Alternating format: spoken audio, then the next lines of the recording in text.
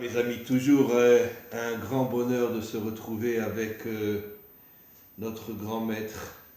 D'ailleurs, sachez que de plus en plus de personnes apprécient les cours que nous faisons ensemble d'une manière inimaginable. Je reçois des messages sur WhatsApp, sur mon site, etc. Et vraiment, les gens vous apprécient énormément, énormément. Et bon, bref, allez, j'ai pas le droit de trop vous flatter, mais sachez que vous êtes un géant, un vrai géant. Et je dis toujours que finalement, c'est les gens les plus simples et les plus humbles qui sont les vrais géants de ce monde. Tous ceux qui se font passer pour, bon, je dirais pas de mots, en vérité, ils n'ont rien. C'est les gens simples qui sont les vrais, les grands. Et vous faites partie de cela. D'ailleurs, bon, je suis sûr que c'est une image, c'est un code. Mais quand on dit que le Mashiach viendra sur un âne, pourquoi pas dans une Mercedes, pourquoi pas dans une Volvo, pour nous faire comprendre que le Mashiach sera un homme d'une humilité, d'une simplicité inimaginable. Il refusera de venir dans une voiture. Il viendra sur un âne. Bon, je suis sûr que ce n'est pas à prendre à la lettre. Et pour nous faire comprendre que le Mashiach recherchera les peuples. Il ne voudra pas être en haut, il sera en bas. On commence. Aujourd'hui, on va parler de Pessah parce qu'on est vraiment à quelques jours de Pessah. Je voudrais faire juste une introduction et après laisser la parole à notre grand ami, notre grand maître. Et comme vous le savez, la Torah elle-même dit, les versets eux-mêmes disent que 70 personnes de la famille de Yaakov sont descendues en Égypte. Et de là, je voudrais revenir sur une notion que j'ai déjà expliquée des milliers de fois, mais je ne me lasserai jamais de la réexpliquer. Israël n'est pas un peuple en soi. Israël est le microcosme, le modèle de l'humanité tout entière. Et si la Torah ose nous dire qu'ils étaient 70 lorsqu'ils sont descendus en Égypte, c'est pour nous faire comprendre que toute l'humanité est en exil, les 70 nations. Et quand je parle des 70 nations, je parle des nations qui sont issues, qui sont les descendants d'Adam et Ève. Comme je l'ai expliqué récemment dans un cours qui est sur mon site, 80% de l'humanité ne sont pas des descendants d'Adam et Ève. Et c'est la preuve, 80% d'Israël n'a pas voulu sortir d'Égypte, ce qui prouve que notre peuple était infiltré par 90% de gens qui étaient des créatures qui n'avaient rien à voir avec Adam et Ève. Et comme Israël est le modèle de l'humanité, on peut dire que 80% de l'humanité aussi ne sont pas des descendants d'Adam et Ève. Et au moment de la délivrance finale, il ne restera que les 70 nations et Israël. Nous serons tous des descendants d'Adam et Ève. Je voudrais juste maintenant rajouter encore une notion ou deux que j'ai déjà expliquée mais qui est très importante. Quand vous prenez le mot Pessah, les deux dernières lettres, Samerchet, valeur numérique 68, qui a la valeur numérique de Chaim. Si vous prenez le P, vous le décomposez en deux pour avoir la même valeur numérique, 80, Aïn, Yud, 80, Aïn 70, Yud 10. Yud, Israël, Aïn, 70 nations. C'est ça. Quand il y aura l'unité entre Israël et les 70 nations, il y aura la vie. Mais c'est ça la sortie d'Égypte. C'est ça la sortie d'Égypte. Exactement. C'est ça la sortie d'Égypte. C'est d'ailleurs la raison pour laquelle, malheureusement, il s'est fait avoir. Mais pourquoi Moshe a pris le Erev Rav, qui n'était pas au départ le Erev Rav? Parce que Moshe avait le roi HaKodesh, il avait cette prophétie de retrouver tous les descendants de Bnei Adam. C'est ça. Et d'Adam et Ève. Et il les a pris avec eux pour montrer que Israël avait été créé pour créer l'unité entre tous les Bnei Adam qui sont dans le monde. Absolument. Malheureusement, il ne savait pas que Paran avait introduit à la tête du Erev Rav les enfants de Bilham qui ont tout fait tomber. Mais au départ, il les voulait avec lui parce qu'il avait vu que c'était des Bnei Adam. Exactement. Et c'est pour ça qu'il les voulait. Exactement. Je voudrais juste rajouter, avant de céder la parole à notre maître, que finalement, une autre notion dont on a parlé juste avant, mais je vous la glisse, nos maîtres disent dans le Zohar que le monde matériel a été créé avec la Bina. Et la Bina représente des forces qui sont complètement surnaturelles. Ce qui veut dire que nous vivons uniquement dans l'extériorité de ce monde, mais nous ne connaissons pas l'intériorité de ce monde qui contient des forces complètement surnaturelles. Et c'est ce que les 20% qui étaient de vrais descendants d'Adam et Ève, les 20% d'Israël, 80% n'étaient pas des descendants d'Adam et Ève. Eux sont arrivés à se connecter Exactement. à l'intériorité de ce monde, Exactement. et c'est comme ça qu'il y a eu la sortie. Et ça sera pareil au moment de la délivrance finale, que tous les Bnei Adam du monde entier vont se connecter à l'intériorité qui est la Bina, et en vérité, à ce moment-là, on sortira de toutes les limites de ce monde. À vous la parole, cher ami. Bon, d'abord, Rav, je suis très content de vous avoir, comme d'habitude. Vous avez tellement raison, c'est tellement ça que je vais me permettre de revenir encore une fois au temps de la création pour comprendre un peu ce que c'est que cette histoire de Pessah, cette histoire de sortie d'Égypte. Bon, c'est un thème évidemment éternel, énorme. En quelques secondes, c'est une gageure de parler de ça, n'est-ce pas? C'est très difficile, mais enfin, on va essayer de synthétiser au maximum. Oui. Alors d'abord, un point fondamental. Lors de la création, Akadosh Baruch Hu, il a fait le Tzimtzum, dit le Hari. C'est-à-dire que véritablement, Contraction. la contraction, n'est-ce pas? Il s'est contracté. Il s'est contracté pour laisser place au monde. pour laisser place à son monde. Ce qu'on appelle la Réchimou. La Réchimou, c'est cet espace vide, mais qui est plein de traces de la présence divine. Je répète, plein d'existence. Réchimou veut dire trace. Voilà. Trace du divin. Exactement. Plein de traces du divin, n'est-ce pas? Mais il y a eu ce cave, c'est-à-dire cette lumière originelle qui a percé cette Réchimou et qui était tout simplement fondamentale parce que le cave est lié à l'âme et la Réchimou est liée au corps. C'est-à-dire l'âme, c'est la présence divine, bien entendu, le corps étant cette présence divine cachée derrière la matérialité, cachée derrière tout simplement notre monde. Si je peux vous interrompre, le rabbi de Lubavitch dit que dans le monde à venir, le corps sera au-dessus de l'âme. Absolument. Parce que toute la lumière cachée de Dieu se trouve dans le corps plus que dans l'âme. Absolument juste. Absolument. Pourquoi? Parce que, en fin de compte, ce qui est très très important de comprendre, et c'est ça la volonté divine, c'est tout simplement non seulement d'être présent dans son monde, mais d'être révélé dans son monde aux yeux de tous les Bnei Adam, de tous les descendants d'Adam Arishon. Je dis bien des descendants d'Adam, pas de l'humanité, les descendants d'Adam Arishon. C'est-à-dire que le but absolu, n'est-ce pas, c'est de faire le lien entre, et c'est ça la vie, entre l'âme et le corps. N'est-ce pas? Bon, alors maintenant, qu'est-ce que c'est que l'histoire de l'Égypte? À partir du moment où il y a eu cette faute d'Adam Arishon, il y a eu une sorte de dissociation entre le corps et l'âme. C'est la mort. Entre l'intériorité et l'extériorité. Entre l'homme et la femme. Entre Israël et les nations.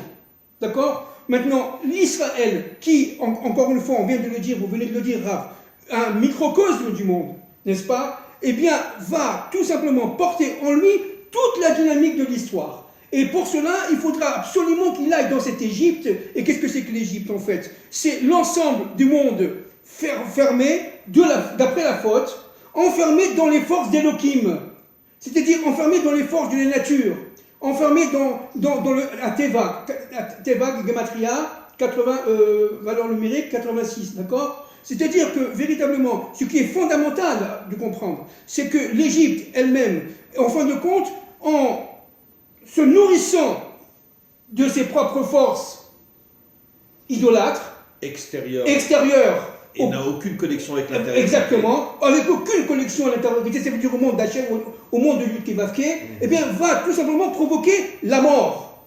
C'est-à-dire, va provoquer une sorte de dynamique cyclique de l'histoire qui fait que les choses sont clos. Qu'est-ce que c'est que l'Égypte? C'est un monde fermé, clos, où la dynamique de l'histoire s'auto-entretient. Vous comprenez? C'est-à-dire, véritablement, on peut être très très bien en Égypte, on peut être très bien, d'ailleurs, entre parenthèses, les gens étaient très bien en Égypte au début. Mais magnifique. 80%. 80%. Des Juifs.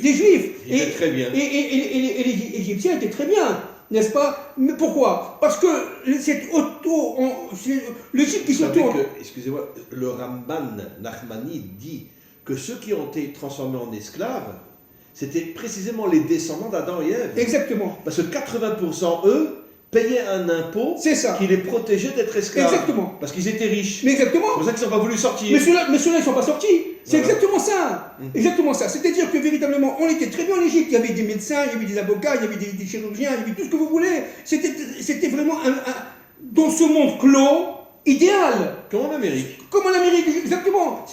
Dans ce Ou monde comme en clos. Allemagne avant la Shoah. Exactement. Alors, donc c'est un monde clos idéal, Rav. Mais le problème, c'est que certaines âmes ont capté que cela menait à la mort. Cela menait tout simplement à la perdition de l'humanité descendante Parce d'Abraham. que la séparation entre l'âme et le corps. Parce qu'il y a une séparation entre l'âme et le corps. Et les forces de Pharaon, qui étaient des forces absolument redoutables, d'accord, il ne faut pas sous-estimer les forces de l'Égypte. Les forces de l'Égypte, aujourd'hui, on dirait la science, on dirait la technologie, on dirait le high-tech, on dirait tout ça. À l'époque, quand on parle de l'Égypte, on ne parle pas de l'Égypte en tant que mais bien pays, sûr. on parle de la dimension, bien sûr. De la dimension, on veut dire, occidentale, civilisationnelle, qui refuse l'intériorité. Absolument, absolument. C'est ça l'Égypte, exactement. Vous avez touché le point central. L'Égypte. D'ailleurs, le mot Mitzrayim ne veut pas dire l'Égypte, Mitzrayim veut dire les limites. Les limites, d'accord. C'est-à-dire que les Égyptiens étaient à l'intérieur de leurs propres limites et ça tournait en rond. Entre parenthèses, je vais vous donner, je ne sais pas si les éditeurs qui nous écoutent le savent. Il faut savoir que, en fait, les temples égyptiens étaient considérés comme purs par les Égyptiens. C'est-à-dire que tous les gens, tous les êtres qui n'étaient pas d'origine égyptienne, comme les Hébreux et comme les Hyksos, etc., c'est-à-dire des peuples asiatiques qui à l'époque avaient pénétré l'Égypte, étaient considérés comme impurs.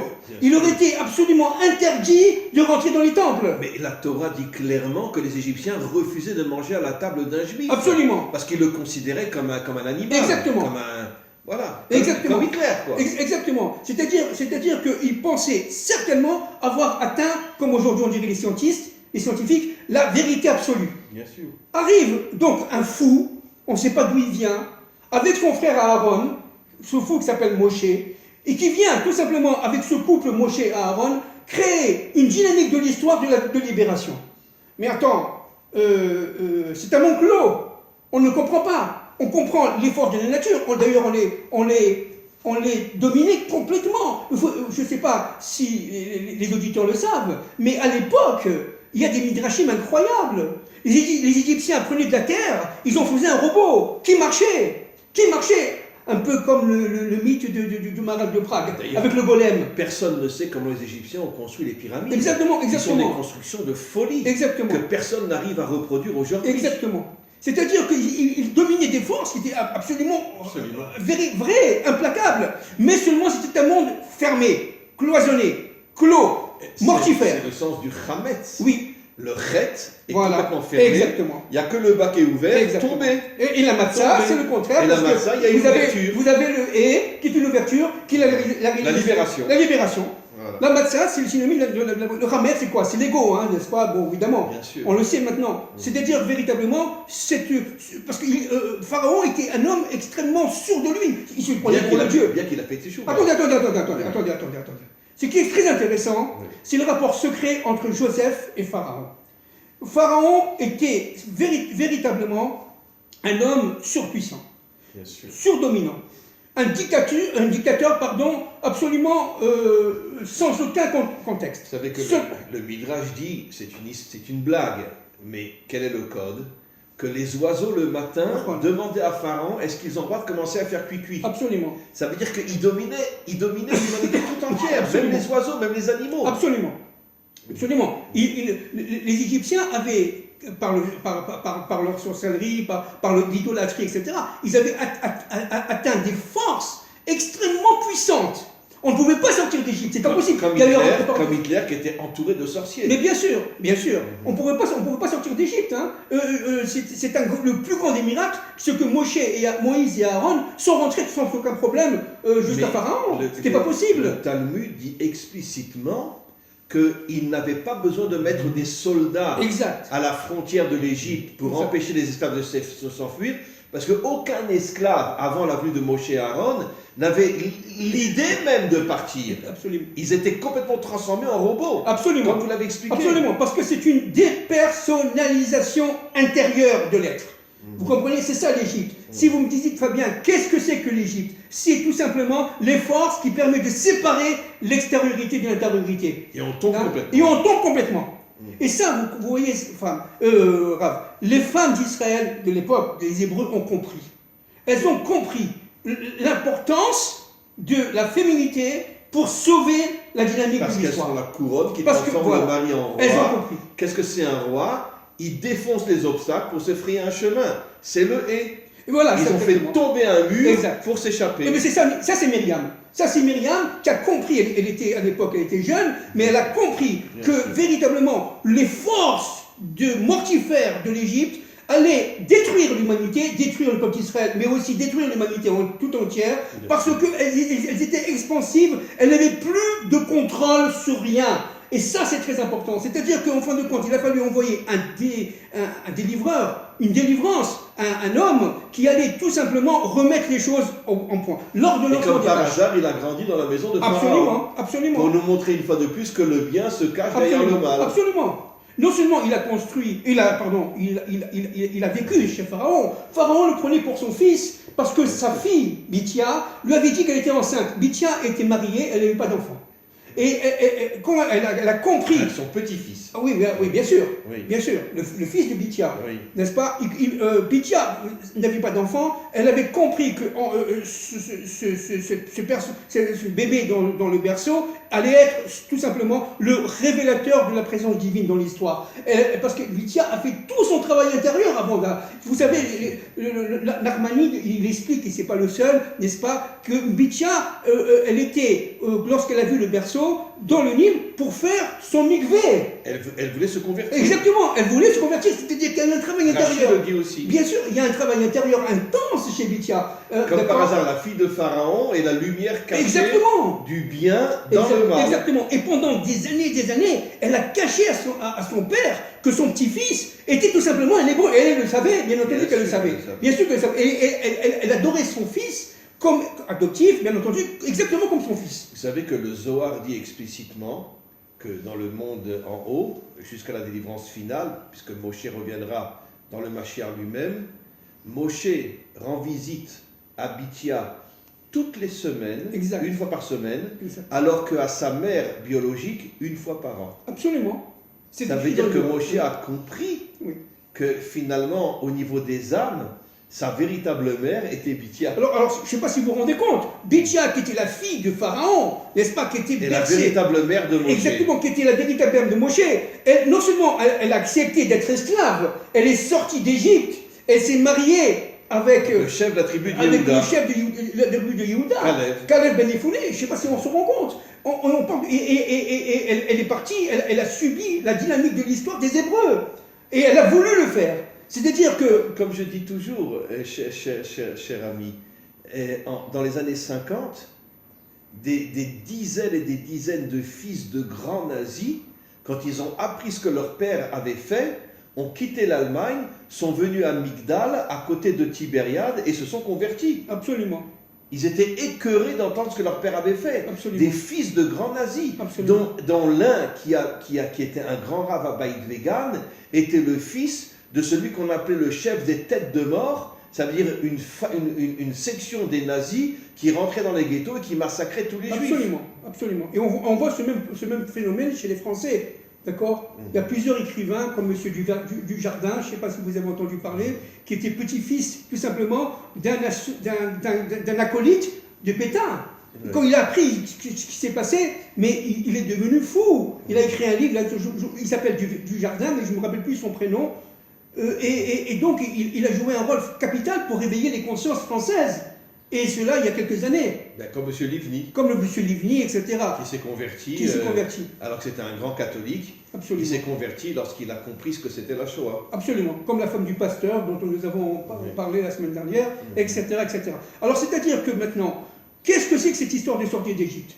Cette histoire de sortie d'Égypte, tout simplement, c'est un acte de vie, un acte de foi, un acte tout simplement d'émouna. C'est Chaim. C'est ça la sortie d'Égypte. C'est-à-dire que si vous voulez vraiment vivre, il faut intégrer le monde du Kivavke avec le monde d'Elohim et non pas séparer. Hachem ou Elohim. Hachem ou Elohim. L'intériorité se connecte à l'extériorité. Oui. Et d'ailleurs, Elohim est le monde de l'extériorité, Hachem est le monde de l'intériorité, Hachem ou Elohim, le chibour, le lien entre l'intériorité et l'extériorité. Alors vous savez, bon, je crois que je l'ai dit, mais c'est très important de le répéter. Tsipora, qui est la femme de Moïse, n'est-ce pas, a senti l'importance de ce ou, Hachem ou Elohim. Elle est rentrée, alors ou évidemment c'est et, vav, avec le shuruk, le point, n'est-ce pas, et le aleph. Elle est rentrée dans ce point shuruk qui était au milieu du vav. Regardez, c'est tout codé, n'est-ce pas? Elle est pénétrée pour se battre contre le serpent, parce que,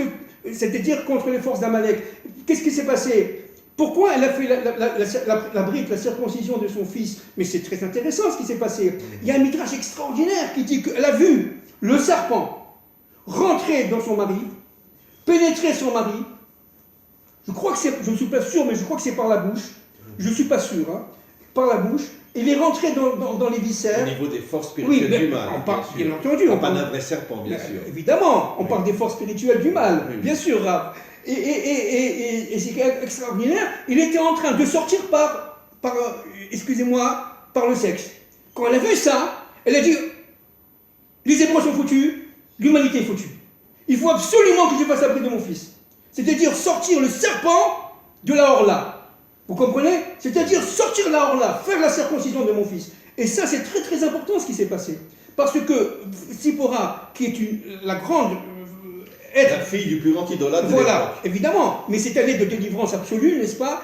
Toujours pareil, le bien se cache dans le mal. Absolument. Mais Tzipora a sauvé, il faut comprendre qu'à ce moment-là, non seulement elle a sauvé le peuple hébreu, elle a sauvé son mari, parce qu'il était en danger de mort, elle a sauvé les Hébreux, elle a sauvé l'humanité tout entière. Il faut comprendre que c'est très important. Et ça, c'est véritablement au moment de la sortie d'Égypte. Et d'ailleurs, le nom de Tzipora, c'est l'oiseau. En hébreu. Non. C'est quoi l'oiseau? Celui qui est à la fois en haut et en bas. Il arrive à unir le monde d'en haut avec le monde d'en bas. Absolument. L'intériorité avec l'extériorité. Absolument, absolument. Alors donc, qu'est-ce qui s'est passé? En quelques secondes, évidemment, c'est un thème énorme, tellement énorme qu'il faudrait des siècles pour en parler. C'est qu'il s'est passé un point fondamental. C'est que les âmes qui étaient prêtes à comprendre que Moshe était le vrai libérateur, parce qu'il avait allumé ce qu'on appelle, et ce qu'on dit toujours, le Or Haganouz, la lumière intérieure, ça veut dire ces vrais descendants d'Abraham, d'Isaac et Jacob, qui descendaient eux-mêmes d'Adam Arishon avant la faute, ceux-là et ceux-là seuls, comme vous l'avez dit tout à l'heure, sont sortis. C'est-à-dire qu'en fin de compte, ce qui a été allumé, c'est tout simplement ceux qui étaient capables de réparer la faute d'Adam Arishon. Et c'est ça qui s'est passé. Ça veut dire qu'en vérité, toute la descente en Égypte, c'était pour séparer Exactement. tous les introduits déguisés en juifs, qui se faisaient passer pour des juifs mais qui ne l'étaient pas. Mais pas seulement juifs, bravo. Il y avait aussi dans l'universel, il y avait aussi plein d'âmes qui ne descendaient pas d'Adam Arishon. Absolument. D'accord. Par les Néphilim, etc. 80% de l'humanité ne sont pas des descendants d'Adam et Ève. Exactement. Puisqu'on reprend le schéma biblique, 80% des juifs n'étaient pas juifs. C'est ça. Ils n'ont pas voulu sortir d'Égypte. 80% de l'humanité ne sont pas juifs. Exactement. Ne sont pas des descendants de Bnei Adam. Voilà, exactement. Donc, est sorti ceux qui avaient la capacité de réparation, ceux qui n'avaient pas la capacité de réparation, qui étaient très bien en Égypte, sont restés. Exactement comme ça va se passer maintenant, entre parenthèses, à la fin des temps de l'histoire, parce que qu'est-ce qui s'est passé? C'est qu'à cette époque-là, c'était un phénomène prémonitoire. On allait annoncer la véritable sortie d'Égypte de la fin des temps. Sûr. Ce qui s'est passé à cette époque-là, c'est un modèle préparatoire, c'est un modèle prémonitoire de ce qui va se passer à la fin des temps de l'histoire. Et donc aujourd'hui, nous allons retrouver les mêmes archétypes. Pourquoi les prophètes disent Shérit Israël, le restant d'Israël, pour nous faire comprendre que finalement, c'est pas tous ceux qu'on appelle juifs qui sont juifs. C'est ça. Comme c'est pas tous ceux qu'on appelle descendants de Adam qui sont des descendants de Adam. Exactement. Voilà. Exactement. Donc, et ça c'est très très important de saisir ce point. C'est que aujourd'hui, nous retrouvons les mêmes archétypes. L'Égypte, c'est le monde entier. D'accord? Enfermé. Le monde occidental. Oui, bien sûr. Enfermé dans cette occidentalisation des fonctions, avec une dynamique de l'histoire qui est tout simplement mortifère, avec véritablement des forces de Pharaon qui sont partout, n'est-ce pas? Le Covid, le cloisonnement, et tout ce que vous voulez, la monnaie électronique, et l'augmentation des prix, l'augmentation, l'inflation, etc., n'est-ce pas? Tout ça va mener au réveil de ces âmes-là.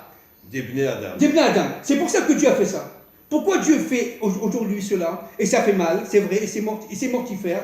Pour que voilà, exactement. Pour que les Bnei Adam reprennent conscience de leur absolue nécessité de se réveiller. Vous comprenez? Parce que tout simplement, cela... Bien qu'on ait une petite minorité dans le monde. Bien sûr, quelques millions. Mais cela vont permettre cette fameuse, j'aime beaucoup cette expression, seconde révolution française. Parce qu'aujourd'hui, l'archétype de l'Égypte, c'est la France. Tsar, Fat, Mitzrayim, d'accord, vous avez les mêmes otiotes, les mêmes racines. Tsar. Et vous savez, je l'ai déjà dit plusieurs fois, que Tsar est un nom secret du Satan, du diable. Hein? Tsar, c'est un nom secret du Satan. C'est-à-dire qu'en fin de compte, pour pouvoir sortir... Que le Tsar Fat, en hébreu, France, Pat, valeur numérique, Lilith. Exact. Pour nous faire comprendre que toutes les forces du mal s'attaquent à la France. Exact. Parce que les forces du mal ont compris, comme le disait le Rabbi Lubavitch, que la délivrance viendra de France. Absolument. La délivrance viendra de France. Plus il y a un potentiel de bien, et voilà. Plus il y a un potentiel de mal. Exact. Donc c'est pour ça que toutes les forces du mal s'attaquent à la France. C'est pour ça que la France est en danger. Faire tomber la France. C'est pour ça que la France est vraiment en danger mortifère. Il faut que les Français prennent conscience. C'est très très important ce qui se passe, n'est-ce pas, aujourd'hui à la veille des élections françaises. C'est très très important parce que tout simplement le serpent a compris que si la France se réveille, c'était la Géoula, c'était la délivrance finale. La délivrance viendra de France encore une fois. C'est marqué explicitement à la fin du prophète Obadiah. Lorsque les Juifs reviendront de France, Hachem sera proclamé comme roi dans le monde. Exactement. C'est pour ça que j'ai toujours en blaguant, j'aimerais beaucoup que ce soit Le Pen qui soit la présidente, comme ça tous les Juifs partiront. Et se réalisera la prophétie de Obadiah. Alors attendez, ça c'est aussi un problème. On va essayer de comprendre un peu ce qui se passe avec votre accord et sous évidemment la protection divine. Il faut comprendre une chose qui me paraît fondamentale, n'est-ce pas? Si la France ne se réveille pas à notre époque et ne réagit pas contre les forces mortifères qui sont rentrées en elle, elle est foutue. Ça veut dire quoi, elle est foutue? Ça veut dire que tout simplement, écoutez-moi bien ce que je dis, Rav, elle est remplacée. Les forces de la France, donc qui va se déstructurer, qui vont être remplacés par les Juifs de France qui sont en Israël. Je répète, les forces de la France, si elles ne sont pas renouvelées, purifiées par le réveil des nations, par le réveil des non-juifs, français, je dis bien français, eh bien, tout simplement, Akadosh Baruch Hu va prendre ce shérif de France, ce reste de France qui est en France, mais qui a fait son alia, d'où l'importance, et le Rabbi a tout à fait raison, le Rabbi de Lubavitch, du mémoire béni, a tout à fait raison, c'est ce shérif-là qui va permettre la délivrance finale. Et c'est pour ça que notre rôle, nous, les Juifs d'origine française, est absolument fondamental. C'est pour ça que, encore une fois, nous parlons français. Et je fais mes cours en français. On peut les faire en hébreu, on peut même les faire dans une autre langue. Non, il faut que ce soit en français. Pourquoi? Parce que tout simplement, et ça c'est très important, n'est-ce pas? Nous avons une mission et on observe la France. De deux choses l'une, ou bien elle est capable de se réveiller et d'être en elle-même et de redevenir Chava avant la faute, c'est-à-dire d'enlever son côté Lilith, n'est-ce pas? Et à partir de ce moment-là, c'est l'apothéose. C'est l'apothéose pour les Français. Les Français sont nos frères. Les Français sont... la France est la femme, l'épouse d'Israël. Et le couple d'Adam Arishon se reforme. La France a cette obligation et ce choix fondamental, ontologiquement fondamental. Soit tu continues à rester Lilith et tu vas être détruite, dit Dieu, complètement, il ne restera rien. Soit tu te réveilles et tu es sauvé.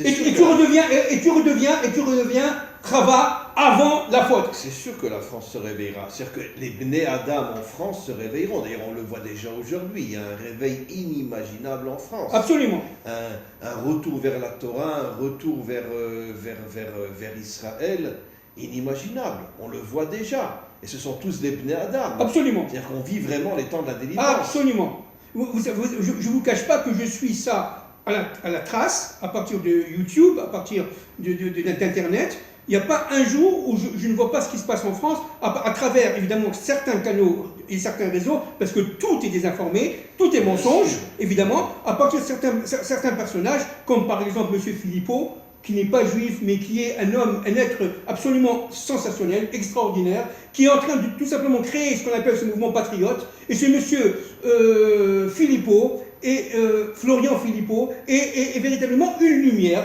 en France. Donc, bien sûr que ça se réveille.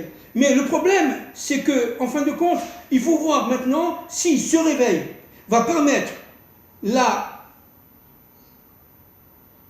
l'intégration de la France en tant que Chava, ou au contraire la désintégration. Nous sommes en France et dans le monde entier, y compris en Amérique, face à la veille de phénomènes cataclysmiques. Tout le monde est d'accord avec ça, y compris jusqu'à le risque d'une guerre civile. Parce que tout simplement les structures mêmes de ces pays, de l'Égypte d'aujourd'hui, sont en train, et ce sont les diplômés. Moi je pense que toutes les forces obscures qui dirigent le monde sont en train de préparer une troisième guerre mondiale. Exactement.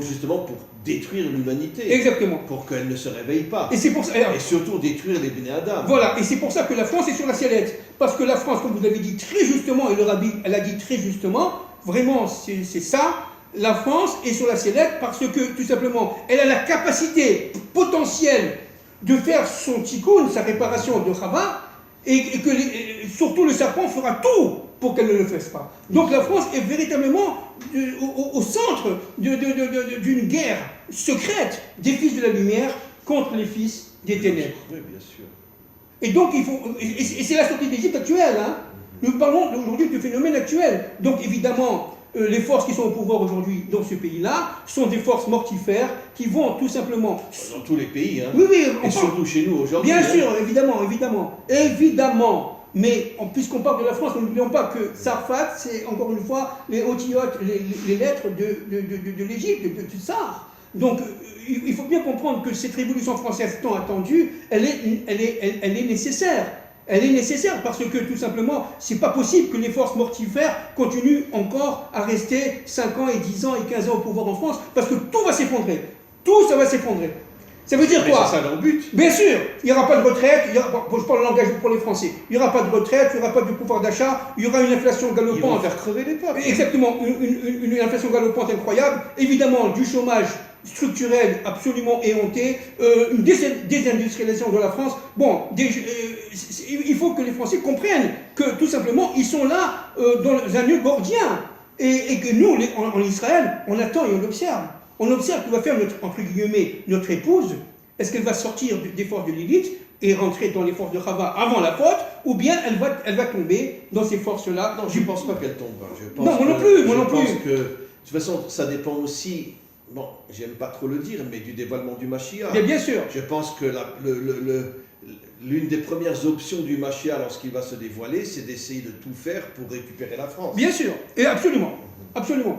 Et donc je suis tout à fait d'accord avec vous, mais je préfère quand même laisser à Dieu sa dynamique de l'histoire. Il y a le plan divin, et ce plan divin, nous ne sommes pas Hachem. Laissons-le. Naguid, vous avez tout à fait raison. Humainement parlant, ce que vous dites, c'est vrai. La France sera sauvée, mais je préfère quand même laisser la décision finale au maître du monde. Parce que nous n'avons pas tous les éléments. Nous n'avons pas tous les éléments. Hein? Si on n'a même pas 1% des éléments, la vérité. D'accord, on n'a pas les on n'a pas. Mais non, ça ne nous dépasse complètement. D'ailleurs, voilà. Le Talmud dit explicitement que le Mashiach viendra Be'issach Adam. Exactement. D'une manière qui est complètement au-dessus de la compréhension humaine. Exactement. C'est pour ça que je laisse ce point d'interrogation, mais avec, enfin, humainement parlant, France, fais attention, tu es sur la sellette, France et l'Occident, bien entendu, l'Amérique, évidemment, l'Angleterre, l'Allemagne, vous êtes tout simplement sur une pente glissante qui va mener à des réactions mortifères jusqu'à votre propre déstructuration, voire même des disparitions en tant qu'Occident tel qu'on le connaît aujourd'hui. Il risque d'avoir une sorte de régionalisation des peuples, n'est-ce pas? Et ça aussi c'est possible, avec l'effondrement des États-Unis d'Amérique, où les États vont demander leur indépendance, le Texas, etc., qui fait qu'après une guerre civile incroyable, parce que qu'est-ce qui va se passer? Encore une fois, je ne suis pas pessimiste. J'essaie d'être réaliste au maximum. Qu'est-ce qui va se passer? Il va se passer, c'est ça que je le ressens très fortement, il va se passer un effondrement des marchés financiers. Tout ce qui a été construit par ces forces-là va se détruire d'un seul coup. Bien sûr. Et d'une manière brutale, exactement comme la guerre en Ukraine. Par surprise, personne ne s'attendait. Donc à partir de ce moment-là, les peuples vont perdre leur épargne, vont perdre toute l'épargne qu'ils ont dans les comptes d'épargne en France et ailleurs, y compris en Israël, parce que le système israélien est relié au système international américain. À partir de ce moment-là, la masse monétaire va tout simplement s'auto-entretenir, se développer sans aucune contrepartie, et tout va s'effondrer par une inflation galopante. Oh, ça peut atteindre 1000%. 2000%, 100 000%, vous comprenez? C'est-à-dire qu'il n'y a plus de contrôle. Il n'y a plus de contrôle. Et à partir de ce moment-là, les peuples vont se soulever. C'est ça ma crainte. Ma crainte, c'est que les structures, en se déstabilisant, en se déstructurant et en s'effondrant, entraînent tout simplement, non seulement le réveil des peuples, Baruch Hashem, notamment des Bnei Adam, ça c'est Baruch Hashem, mais en plus, risque d'entraîner dans un conflit social, politique, presque et militaire, et c'est la guerre de Gog et Magog, militaire, n'est-ce pas, qui fait que véritablement on ne va plus s'y retrouver. Ce sont les plaies d'Égypte. C'est les plaies d'Égypte. Est-ce que l'Égypte va rentrer dans la mer pour détruire Israël, n'est-ce pas? Et la mer va se retrouver sur elle, et évidemment c'est le 7e niveau. La mer fait allusion à la Bina, qui va détruire. La mer, l'eau fait allusion à la Bina. Oui, alors l'eau c'est lié à la Malchoute dans la Bina. Vous comprenez? L'union entre la Bina et la Malchoute. Voilà. L'eau c'est la Malchoute dans la Bina. Vous avez tout à fait raison, mais n'oubliez pas la Malchoute. C'est-à-dire que c'est le 7e degré qui est très important. Donc c'est le Shabbat. Ok, donc le Shabbat Agadol. Qu'est-ce qui s'est passé le Shabbat Agadol? Vous comprenez? Bon, c'est pas à vous que je dis ça. On a été sauvés, mais évidemment. Voilà, parce que les aînés égyptiens ont fait la révolution sociale. J'allais dire mai 68. Pourquoi? Et ils se sont battus contre l'armée égyptienne pour ne pas mourir. Alors, et ce balagan-là va permettre à Israël de sortir. Bien sûr. Vous comprenez? Et ça, c'est très très important. Donc c'est pour ça que le Shabbat... Mais vous savez que le Malbim dit explicitement que au départ, Gog va rassembler tous les peuples contre Israël. Exactement. Et après contre toutes les autres Exactement. nations. Et après, ils vont se faire la guerre entre eux. Exactement. C'est ce qui va sauver Israël. C'est ça. Exactement ce qu'on voit au moment de la sortie d'Égypte. Exactement. Donc, pour conclure, on pourrait dire que finalement, le modèle de la sortie d'Égypte est le microcosme de la délivrance finale. Absolument. Absolument. C'est-à-dire que la sortie d'Égypte contient tous les éléments qui vont se dévoiler d'une manière extrêmement forte au moment de la délivrance finale. Absolument. Alors, donc, le principe, où est-ce qu'on en est aujourd'hui? C'est qu'on en est dans un principe directeur suivant. L'humanité, l'Occident, qui est, entre guillemets, le fils aîné de l'Égypte, d'accord? Le fils aîné de l'Égypte, aujourd'hui, c'est l'Occident.